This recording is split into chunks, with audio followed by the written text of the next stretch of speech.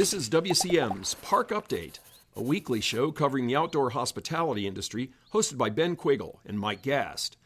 During each episode, you'll hear from special guests and campground experts on topics that will help your park flourish. WCM's Park Update is a production of Woodall's Campground Magazine. Hi, I'm Ben Quiggle, editor of Woodall's Campground Magazine, and this is another episode of WCM's Park Update. Of course, my co-host, Mike Gast, former Vice President of Communications at Kampgrounds of America. And our guest today is Glenna Hecht, who is an HR expert and one of the highest rated speakers at Kampgrounds of America's annual convention, right, Glenna? Yes, thank you. And I look forward to that every year in my time with KOA, that Glenna would come in and kind of set everybody straight and give that message of just how important HR was, even in a small business like that. Absolutely. Yeah. And I know this last year at KOA convention, you were part of a kind of an idea exchange, and people were giving ideas about how to retain employees, which is really important in today's market. I guess just give us, for the non-KOA people who maybe never seen you before, just give us a little background on what you do and the company that you own, work for. So. Excellent. Thank you. Thanks first off for inviting me to be here. It's a pleasure to talk to this audience and to talk about this topic.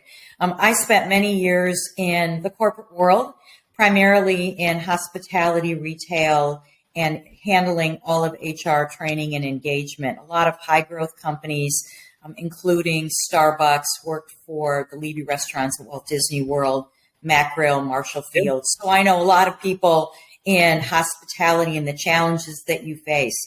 In 2010, I started my own business, and it's Humanistic Consulting.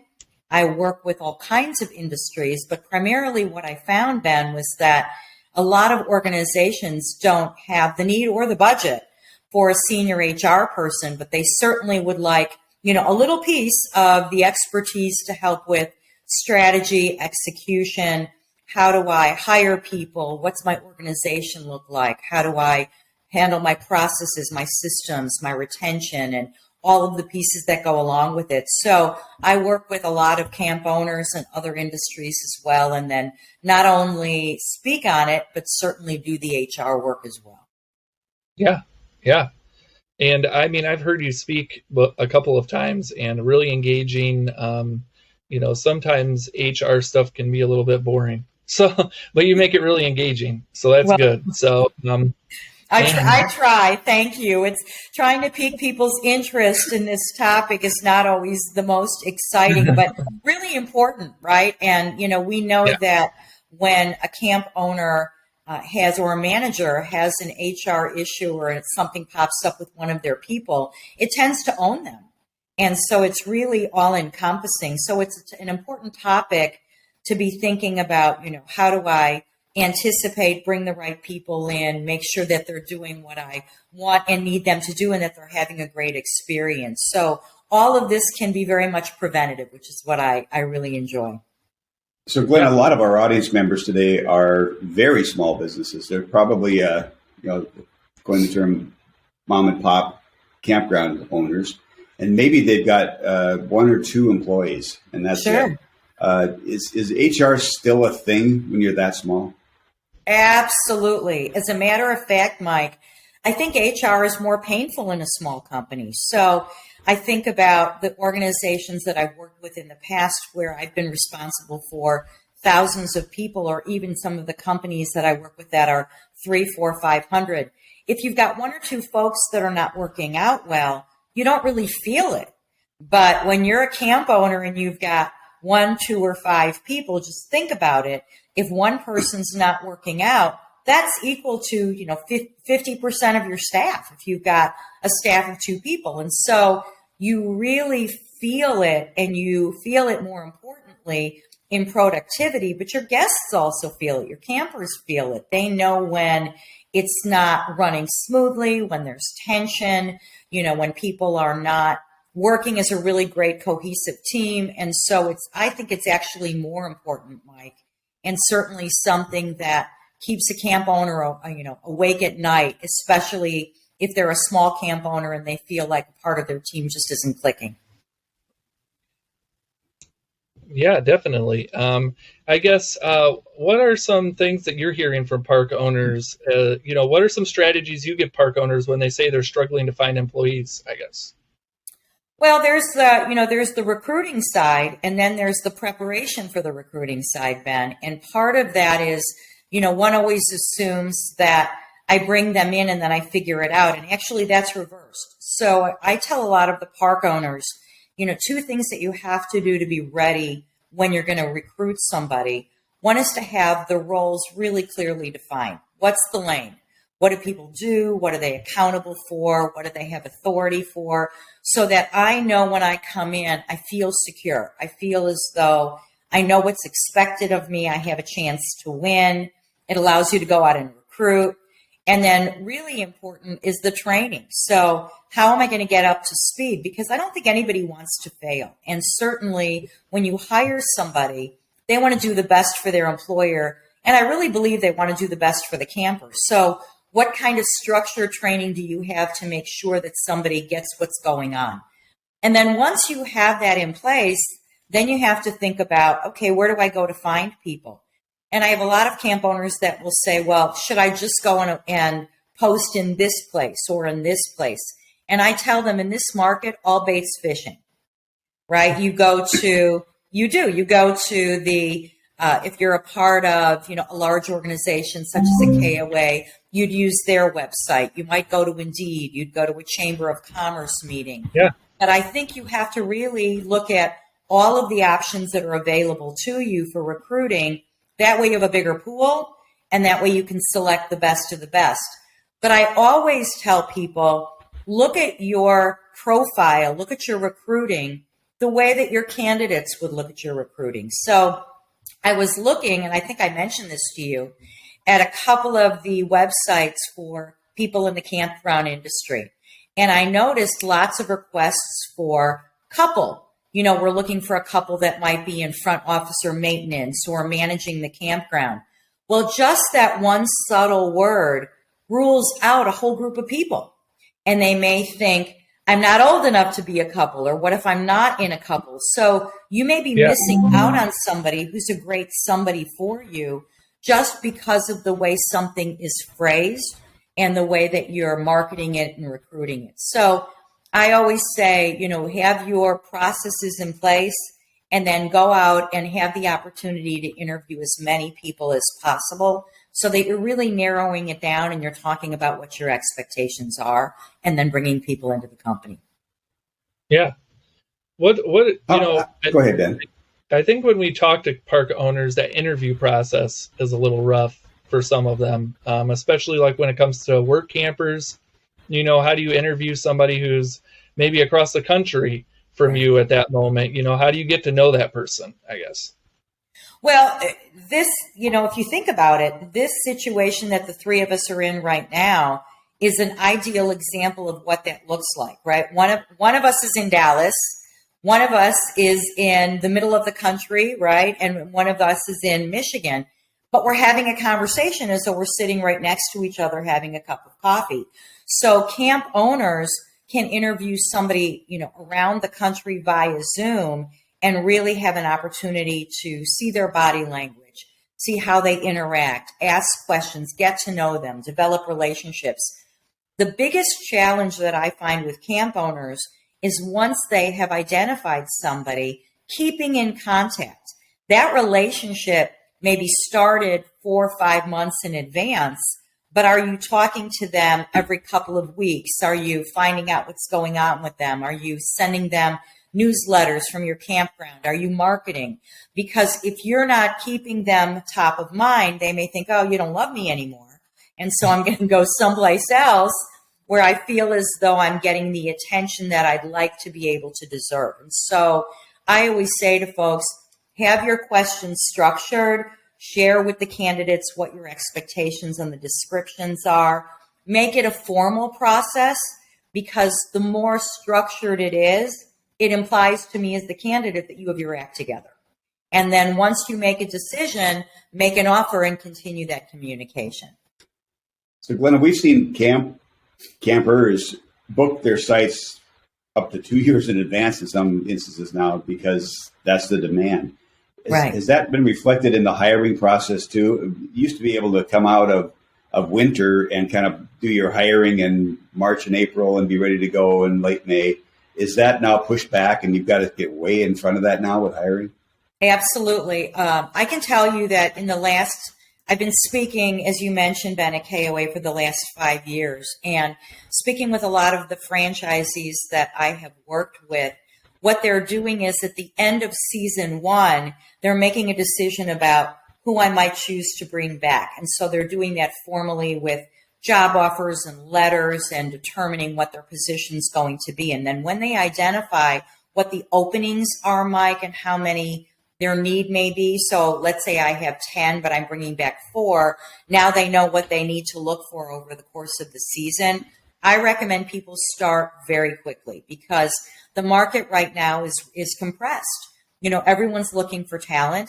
Everyone's looking for great talent.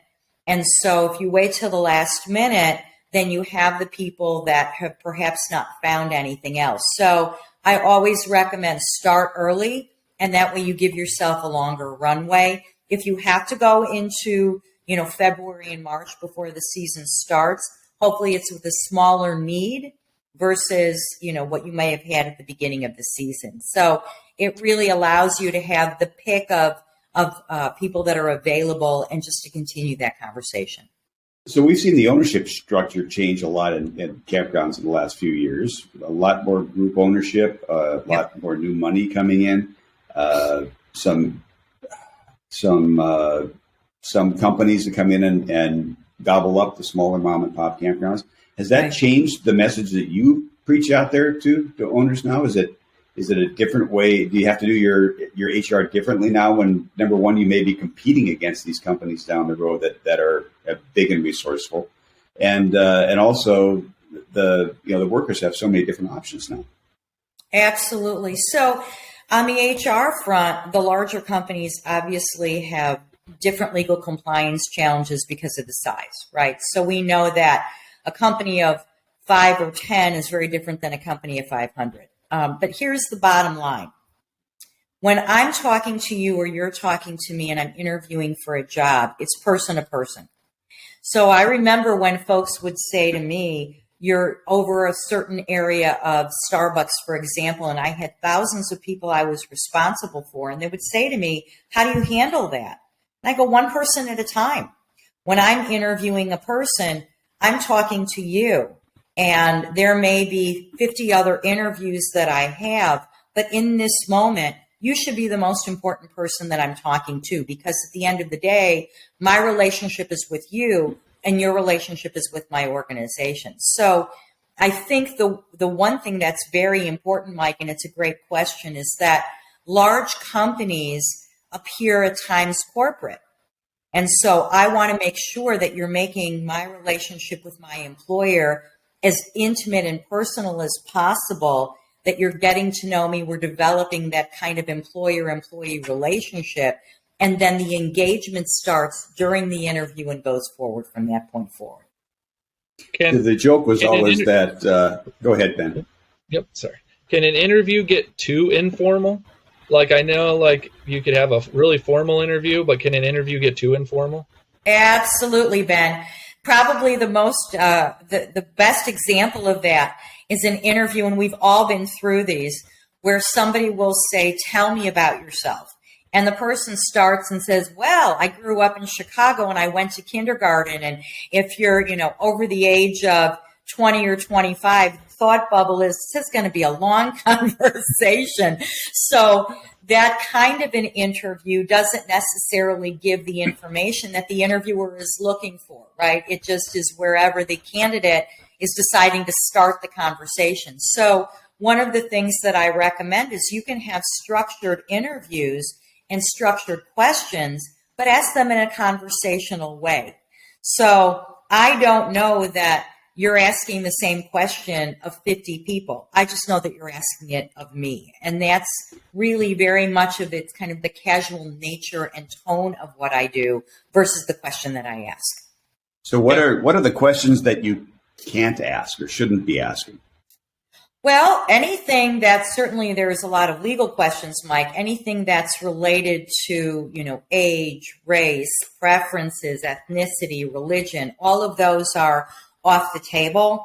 And one of the things that I do always recommend, and certainly I discuss this with the folks that I work with directly, are the legal and illegal questions that you can and cannot ask. And every state is different. So there may be certain things in California that are very different than, Texas or Michigan or other places. So anything that is not job related, and a person may say, well, I noticed that they seem to have a physical malady. Isn't that job related?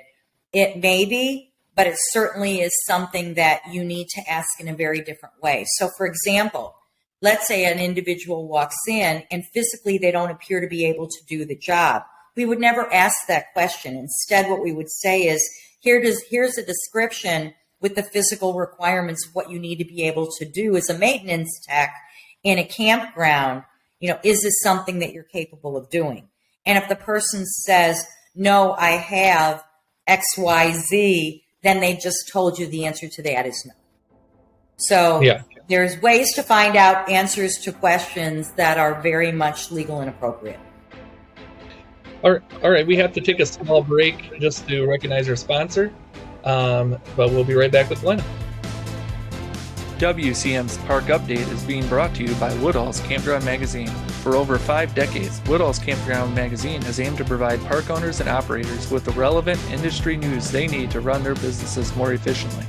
As times have changed, so has Woodall's Campground Magazine. Besides just its print publication, which is distributed to more than 14,000 industry professionals every month, the magazine also reaches readers through its various social media platforms, including Facebook at WoodallCM, LinkedIn, and YouTube. Woodall's Campground Magazine also offers a daily e-blast, which highlights the top news from the industry. The best part, everything we do is advertiser supported and free to our readers. As the outdoor hospitality industry continues to grow at a rapid pace, it is important to stay up to date on trends and other relevant news. Subscribe to Woodall's Campground Magazine at woodallscm.com. Hi, welcome back to WCM's Park Update, and we're talking with Glenna Hecht just about all things employee related. I know we've talked a little bit about getting that employee, but one part of this is retaining the employee too. And it's really difficult for some park owners, especially in the northern tier where it's more seasonal. Do you have any ideas or ways park owners may be able to retain these employees even though they can't work there all year, I guess? Absolutely.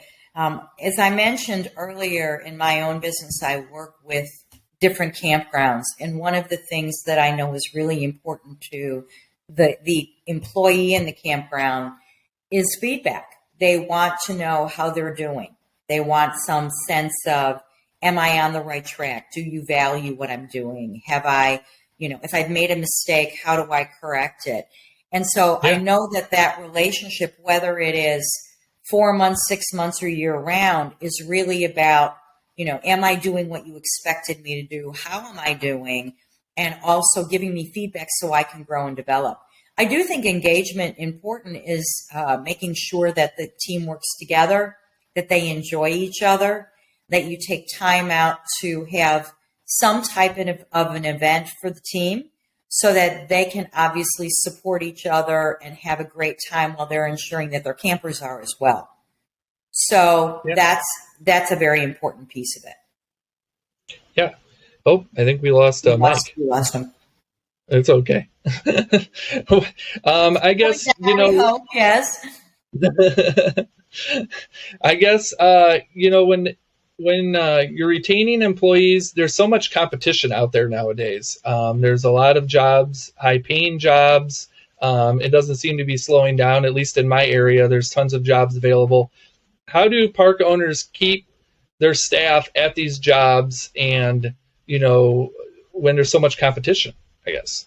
So, one of the things that a camp owner has to do is to make sure that they're compensating fairly. And so knowing what's going on in the area around them is critical. A lot of camp owners will give perks, and that may be everything from a campsite to discounts on propane, to discounts in the shop. It could be free internet. So a lot of that goes along with it. But compensation, I know a lot of the camp owners will give bonus incentives for people that are with them the entire season. And so that's sort of a thank you, if you will, to stay with me and move forward. I've talked to camp owners that said, I know that Glenna performed and she wants to come back and she's great.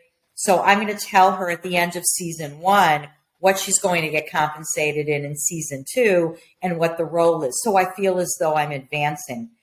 And, let's be honest, Ben, you're not going to compete with the people that may be interested in manufacturing or technology. There are people that love to work in the campgrounds. They love the interaction with the guests. The hospitality is really energizing for them. And they love to be outdoors. They like the concept of camping. So know who you're dealing with. And then when you talk to people and interview them, and if you find somebody you hire, always ask them, who do you know? Who would you refer?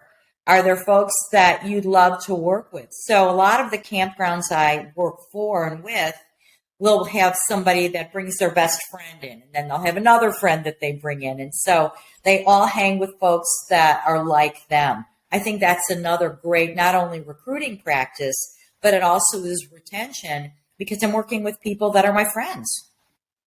So you spin off on that a little bit, Glenna, and because we also have most of these parks, especially the smaller ones, are, again, a husband-wife team that co-own this thing. Mm-hmm. Are there some of these skills of HR that can be brought into that relationship when you're co-owning an operation like that?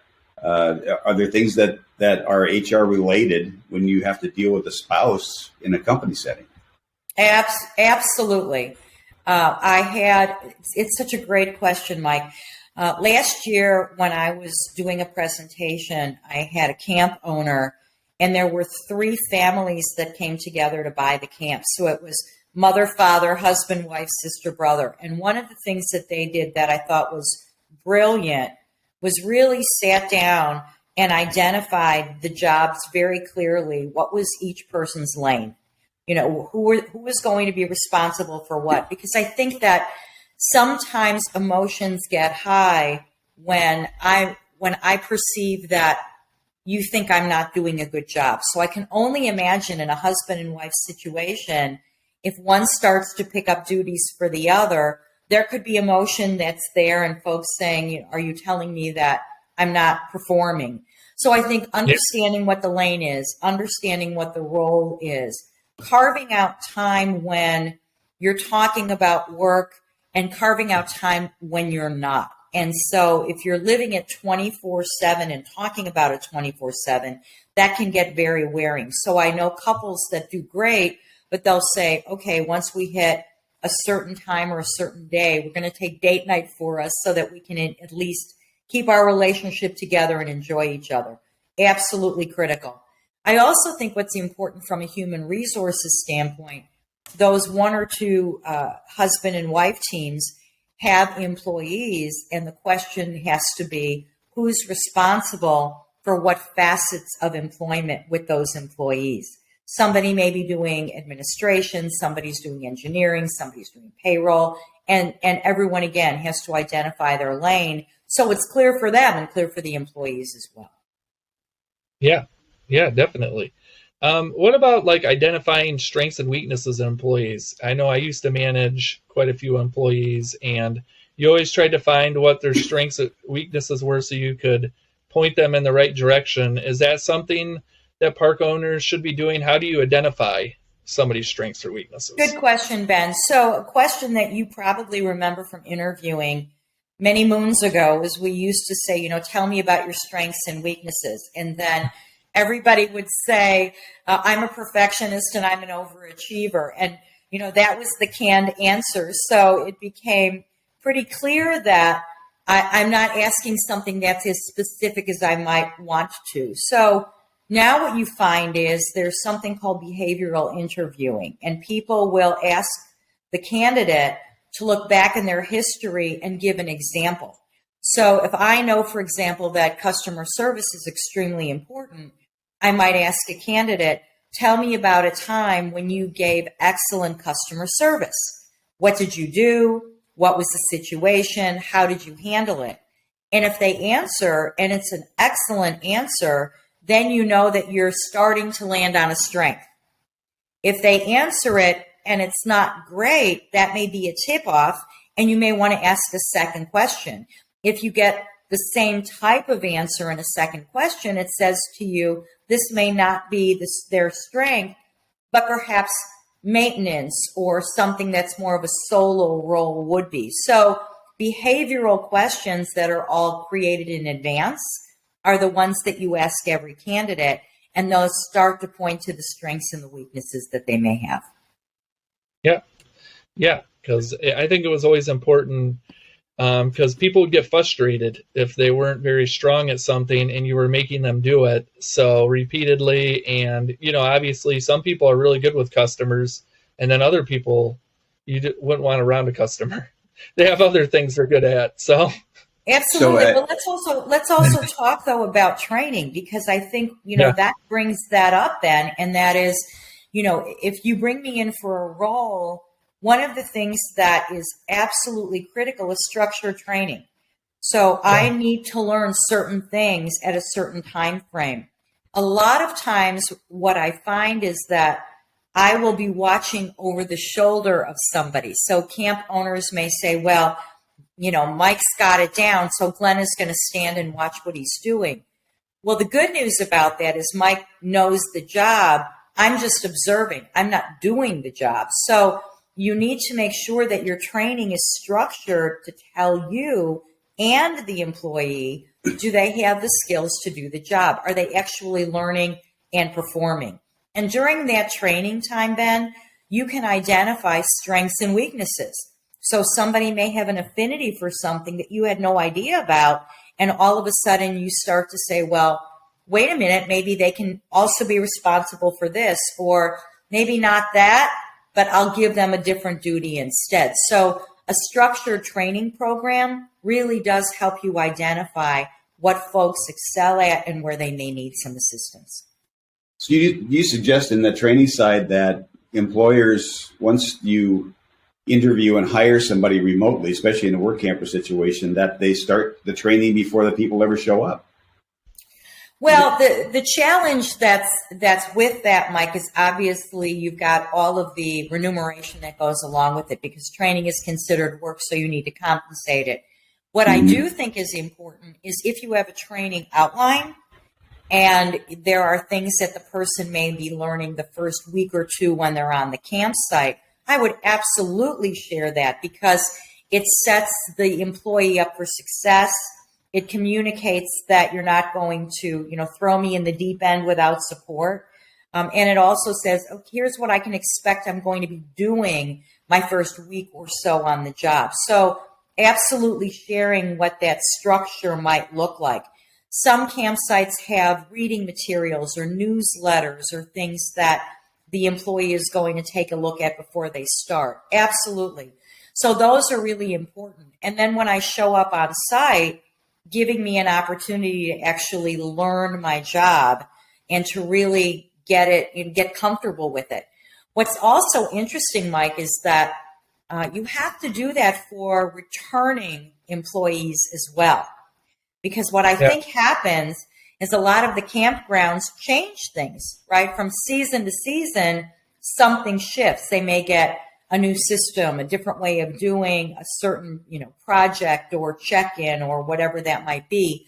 You have to go through the same training rigor with your repeat people, because you want to set them up for success with something that's changed as well. What about when you have an employee that isn't working out? How important is it to create that paper trail that we've always heard of HR throughout the years, so that when the time comes that you just have to cut them loose, that it's not such a shock, and you're not leaving yourself vulnerable to any legal implications? So good question, Mike. I think I look at that two ways.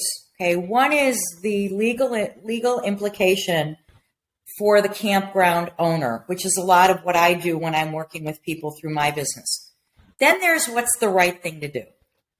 And they're both together. They're not separate from each other. So the right thing to do is when somebody does something and they make a mistake, and let's assume that they make a mistake, is to sit down and provide some feedback and identify why it happened, what occurred.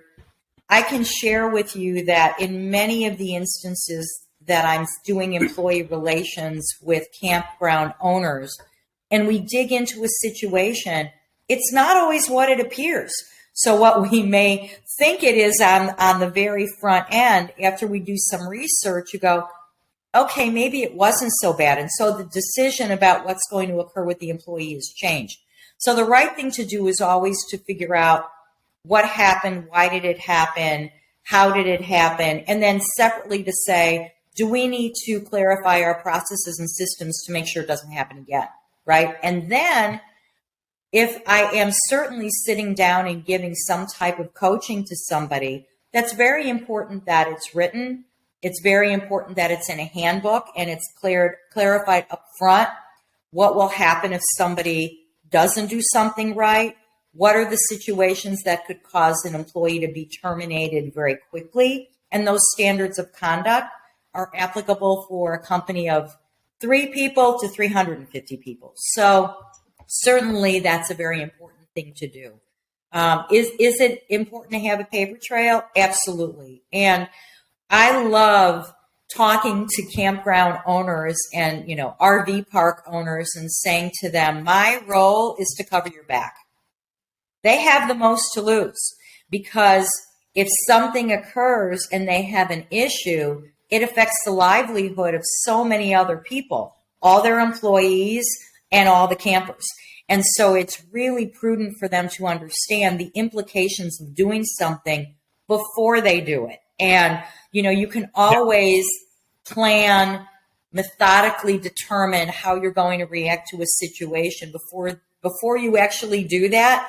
The danger is when you say, here's what I'm going to do when I'm, and you're fired and this happened.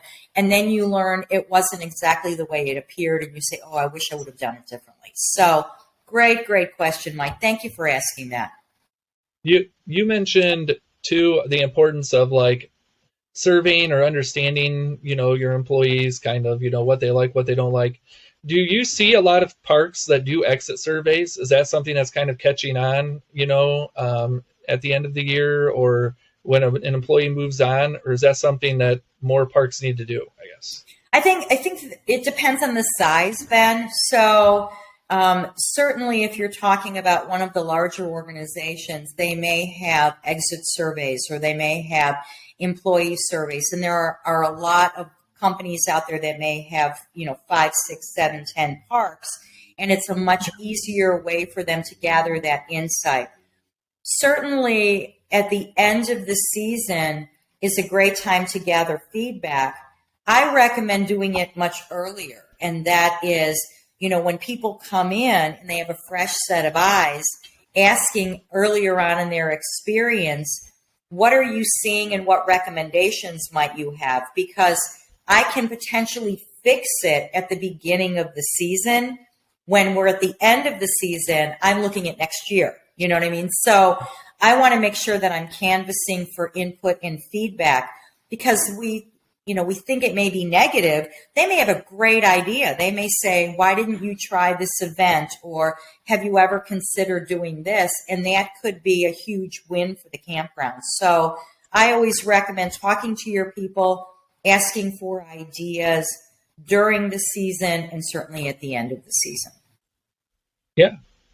Well, Glenna, we're going to have to wrap up here. I have a feeling we could probably talk for a few hours. So Absolutely. But how do people get in touch with you? Well, thank you for asking, Ben. My company is Humanistic Consulting, and my email is glenna@glennahecht.com. Easy, it's my first name, last name, so glenna@glennahecht.com. And I respond to my emails and would love to be able to chat with people. And one of the things that I do and really enjoy doing is I always have a complimentary conversation with the business owner just to see what their focus is, what their goals are, and also if there's chemistry between us to potentially work together. So I would look forward to hearing from any of your listeners. And I want to mention too, Glenna, you still have the Profits from the Inside Out ebook available also off your website. I do, and I have a blog called What the Hecht. If it works with your last name, what can I say? And there's hundreds of blogs on leadership and diversity and teamwork and coaching. So certainly all of that is free information that's available on my website as well. Yeah, and we'll have a link to your website in the description of this episode as well. So thank you. Appreciate it. Yeah, thank you, Glenna, for coming on. I imagine I'll be seeing you at the KOA convention this year, possibly, or I hope so. We'll see. But thank you for coming on the show, and thanks everyone for watching. So. Thank you. Thanks, Glenna. Good seeing you again. Thank you for listening to WCM's Park Update, a production of Woodall's Campground Magazine. Join us for a new show each Tuesday at 3 p.m. Eastern on Facebook, YouTube, and wherever you listen to podcasts. Follow us on Facebook and LinkedIn for daily news and updates, and subscribe to our news feed on our website at woodallscm.com. Show hosts are Ben Quiggle and Mike Gast. Executive producers Rick Kessler and Alex Burkett.